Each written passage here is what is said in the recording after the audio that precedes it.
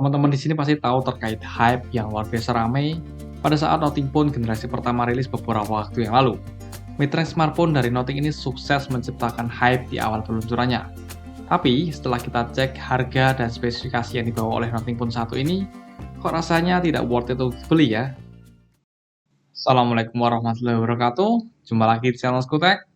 Oke, di awal tadi sudah sedikit kita singgung terkait Nothing Phone generasi pertama yang menurut kami itu tidak worth it. Dan sesuai judul di video ini, lebih baik beli Samsung A52s daripada Nothing Phone generasi pertama. Kenapa bisa begitu? Sini, tak jelasin dulu. Yang pertama tentu karena harganya berbeda hampir 2 kali lipat.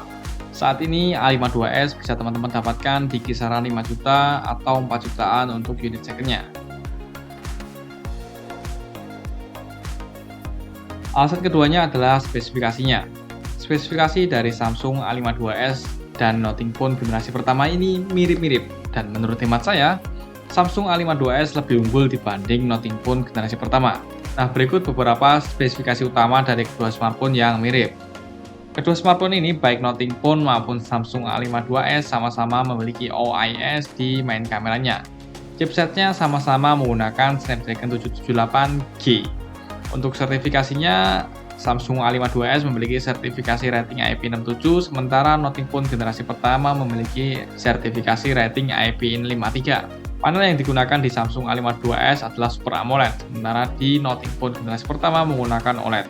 Untuk resolusi layarnya sama-sama Full HD+, bentang layarnya pun juga sama 6,5 inci, refresh rate-nya ada di 120Hz sama.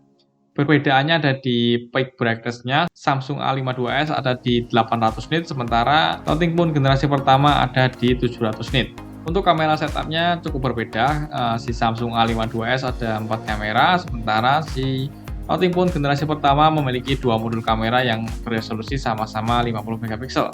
Selfie kameranya 32 megapiksel untuk Samsung A52s, sementara Nothing Phone memiliki resolusi selfie kamera 16 megapiksel. Keduanya sama-sama menggunakan speaker stereo, baterainya pun juga sama 4500 mAh. Untuk pengisian dayanya, Samsung A52s support 25 watt fast charging, sementara Nothing Phone dia support di 33 watt. Untuk storage-nya yang saya pegang ini Samsung A52s dengan storage 256GB, RAM-nya 8GB. Nothing Phone 8GB dan storage-nya bervarian ya, ada yang 128 dan juga 256. Fingerprint-nya sama-sama di display ya, jadi di layar. Lalu USB-nya Samsung A52s menggunakan USB-C 2.0, sementara yang Nothing Phone menggunakan USB-C 3.0. Alasan yang ketiga mengenai garansi. Seperti yang kita tahu, Nothing Phone generasi pertama tidak dijual resmi di Indonesia, sementara Samsung A52s dijual resmi di Indonesia.